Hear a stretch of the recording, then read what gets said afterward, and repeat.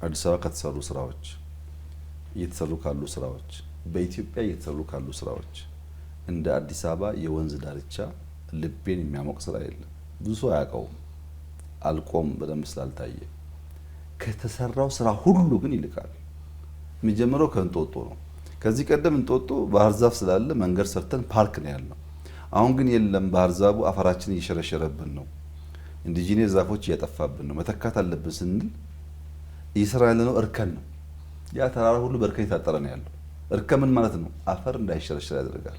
አፈር አንዴ ከተሸረሸረ በሺህ ዓመታት አይመለስም። ስለ ትውልድ እያሰብን ትውልድ የሚበላበትን አፈር ካልጠበቅን በምን ይበላል ሰው? ተሸርሽሮ ይሄዳል። አፈር አላቂ ሀብት ነው፣ ቋሚ ሀብት አይደለም። መጠበቅ አለበት። ወርቅ ብቻ ለሚጠበቀው አፈር መጠበቅ አለበት። እና እርከን የምንሰራው ባህር ዛፍ ቆርጠን ኢንዲጂነስ ዛፍ የምንተክለው አፈራችን ይጠበቅ፣ ውበቱ እንዲጨምር፣ ጫካው ሞር ዴንስ እንዲሆን። ዛሬ ነው ወይ? አይደለም። አሁንማ ተቆራርጧል። እንጦጦ ሲታይ አያምርም። 3 ዓመት በኋላ ተመልሰሽ ተመልከችው። ጉለሌ ፓርክ ያለው ውበት እንጦጦ ይደገማል። ጉለሌ ፓርክ እኮ አምሯል በጣም ሰው አይገባበትም እንጂ እንጦጦ ይደገማል። ጫካ ላይ ያለውም እንደዛ ነው። ይቆረጣል፣ ይተከላል።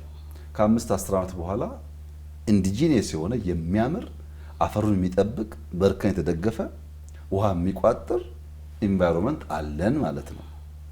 ከእንጦጦ ይነሳና እስከ ፒኮክ 20 ምናምን ኪሎ ሜትር ውስጥ ለውስጥ ለባይክ ለመንገድ የሚሰራው የሽታ ማስወገጃው የድሬኔጅ የተሰራው ስራ መንገዱ የሚተከለው ዛፍ እውነት ለመናገር በጣም በጣም በጣም ሰፊ ስራ ነው።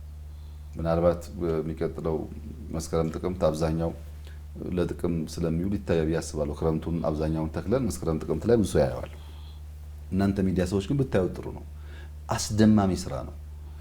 አፈር እንታደጋለን፣ ወንዙን ከሽታ እንታደጋለን፣ ዛፍ እንተክላለን፣ ሰው እንዲንቀሳቀስበት እናደርጋለን።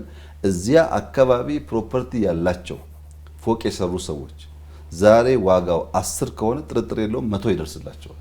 ምንም ጥርጥር የለውም የፕሮፐርቲ ቫልዩ ያድጋል። ውብ ስለሆነ በየትኛውም መስፈርት